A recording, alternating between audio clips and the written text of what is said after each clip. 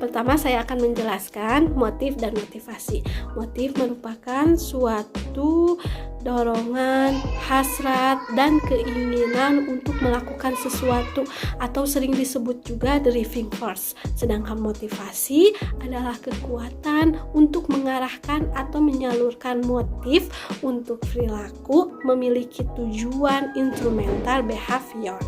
Nah, motif tersebut terbagi menjadi dua, yaitu motif primer dan motif sekunder. Motif primer yaitu motif yang didasari oleh kebutuhan asalnya semenjak ia lahir. Contohnya kita bernapas, atau bisa juga merupakan proses yang dilatar belakangi oleh sebuah proses di dalam tubuh atau organisme keadaan individu. Contohnya rasa lapar, rasa haus, dan istirahat itu merupakan contoh motif primer. Yang kedua adalah motif sekunder. Motif sekunder adalah motif yang terbentuk dari hasil belajar atau mengalami pengalaman. Bayi tidak dikatakan motif sekunder karena bayi tidak memiliki pengalaman apapun. Jadi makin bertambah usia seseorang, makin ia memiliki pengalaman dan makin bertambah pula hal yang ia pelajari. Contohnya belajar. Kita belajar untuk menghasilkan sebuah pengetahuan dan keterampilan harus adanya proses. Nah, proses tersebut disebut dengan pengalaman. Dari motif-motif tersebut, maka akan digerakkan dan diaktifkan dari dalam individu atau disebut juga motivasi intrinsik dan motivasi ekstrinsik dari luar. Nah, untuk motivasi intrinsik merupakan motif yang berfungsi tanpa adanya rangsangan. Contohnya seseorang yang gemar membaca. Tanpa ada rangsangan, tanpa ada dorongan dari siapapun, ia akan membaca, mencari buku. Sedangkan motivasi ekstrinsik adalah motif yang harus adanya rangsangan dari luar. Contohnya, seseorang melakukan sesuatu karena untuk memenangkan suatu hadiah. Jadi itu adalah contoh motivasi ekstrinsik. Hingga perilaku atau aktivitas tertentu dapat mengarah kepada suatu tujuan. Pembawaan dan lingkungan. Pembawaan dan lingkungan mempengaruhi beberapa faktor yang membentuk perilaku individu. Pembawaan adalah segala sesuatu yang dibawa sejak lahir dan merupakan hasil dari keturunan yang mencakup aspek psikofisik seperti struktur otot, warna kulit, golongan darah, bakat, kecerdasan, atau ciri-ciri kepribadian tertentu. Pembawaan pada dasarnya bersifat potensial yang perlu dikembangkan untuk mengoptimalkan dan mewujudkannya bergantung pada lingkungan tempat individu itu berada. Pembawaan dan lingkungan setiap individu itu berbeda-beda. Ada individu yang memiliki pembawaan yang tinggi dan ada pula yang sedang atau bahkan yang rendah. Misalnya kecerdasan. Ada yang sangat tinggi, jenius, normal, atau bahkan kurang seperti debil, imbisil, atau idiot. Nah, demikian pula dengan lingkungan atau eh, individu yang dibesarkan dalam lingkungan yang kondusif dengan sarana prasarana yang memadai, sehingga segenap aspek atau potensi bawaan yang dimilikinya dapat berkembang secara normal.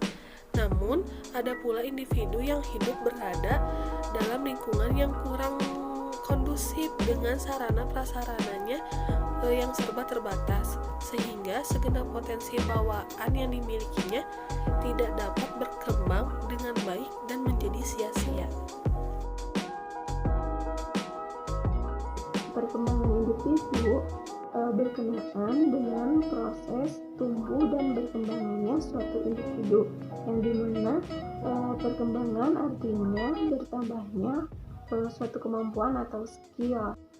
Perkembangan aspek fisik atau bisa disebut juga dengan pertumbuhan biologis merupakan salah satu aspek penting dari perkembangan individu yang meliputi perubahan-perubahan pada tubuh seperti perubahan pada otak, hormon, dan lain-lain. Perkembangan psikomotorik yaitu perkembangan mengontrol gerakan-gerakan tubuh melalui kegiatan yang terkoordinasi antara pusat dan otot. Nah, yang dimulai dengan gerakan kasar yang melibatkan bagian besar dari tubuh seperti duduk, berjalan, berlari, meloncat. Kemudian perkembangan bahasa yaitu kemampuan untuk berkomunikasi dengan orang lain. Nah, bahasa sangat erat kaitannya dengan perkembangan berpikir individu.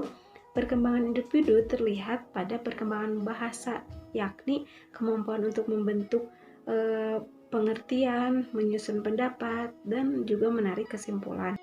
Kemudian ada perkembangan kognitif. Nah, di sini manusia yang merupakan proses psikologis di dalamnya melibatkan proses-proses untuk memperoleh, menyusun, dan menggunakan pengetahuan serta kegiatan-kegiatan mental. Nah, seperti mengingat, berpikir, menimbang, mengamati, kemudian menganalisis, mensintesis, mengevaluasi, dan memecahkan persoalan yang berlangsung melalui interaksi dengan lingkungan. Yang selanjutnya yaitu belajar. Belajar merupakan salah satu konsep yang amat mendasar bagi perkembangan psikologi. Nah, dengan belajar juga kita dapat mempertahankan dan mengembangkan diri kita sendiri. Nah, dengan belajar, seseorang dapat berbudaya dan mengembangkan harkat kemanusiaannya. Belajar sendiri merupakan suatu upaya untuk menguasai sesuatu yang baru dengan memanfaatkan apa yang sudah ada pada diri individu tersebut, dengan tujuan agar seseorang dapat mencapai sesuatu yang baru, baik dari segi kognitif, afektif, maupun psikomotor. Berarti, untuk memahami seorang klien, seorang konselor itu harus terlebih dahulu mengetahui dan memahami tentang teori-teori belajar yang nantinya akan mempermudahkan konselor untuk menghadapi dan mendiagnosis seorang klien yang dihadapinya.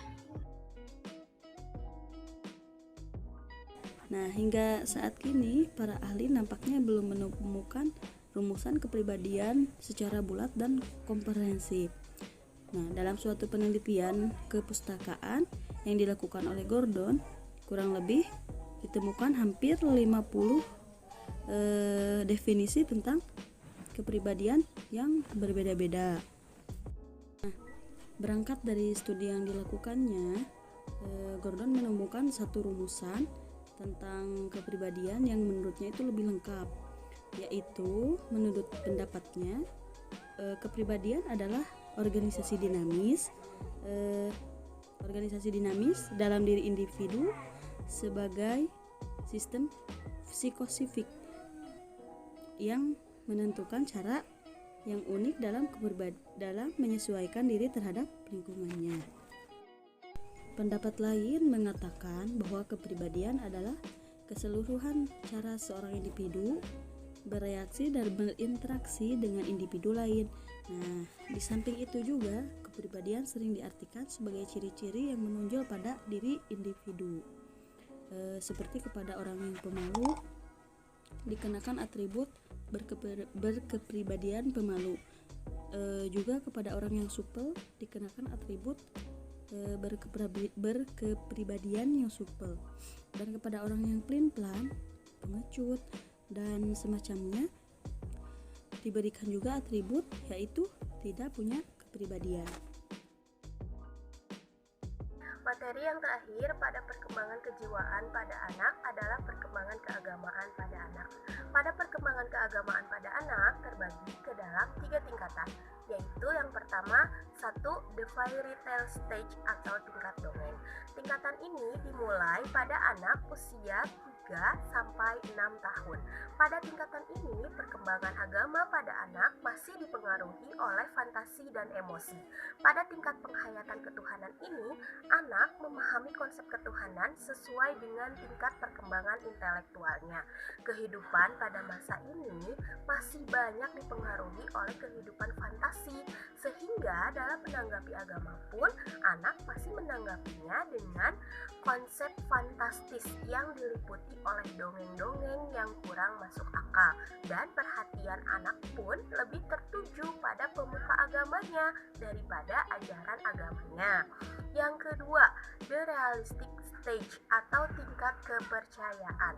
Pada tingkatan ini beralih pemikiran anak pada Tuhan sebagai Sang Pencipta.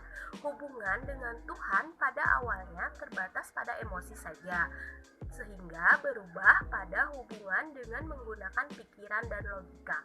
Pada masa ini, ide ketuhanan anak sudah mencerminkan konsep yang berdasarkan pada kenyataan atau realistis. Konsep ini timbul melalui lembaga-lembaga keagamaan dan pengajaran agama dari orang dewasa lainnya.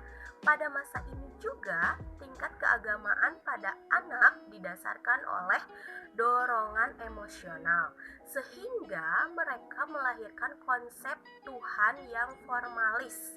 Berdasarkan pada hal itu, pada konsep ini, anak lebih tertarik dan senang pada lembaga keagamaan yang mereka lihat yang dikelola oleh orang dewasa di lingkungan sekitarnya. Pada tingkat yang kedua ini juga, anak berada dalam rentang usia 7 tahun sampai remaja. Yang terakhir adalah the individual stage atau tingkat individu usia remaja.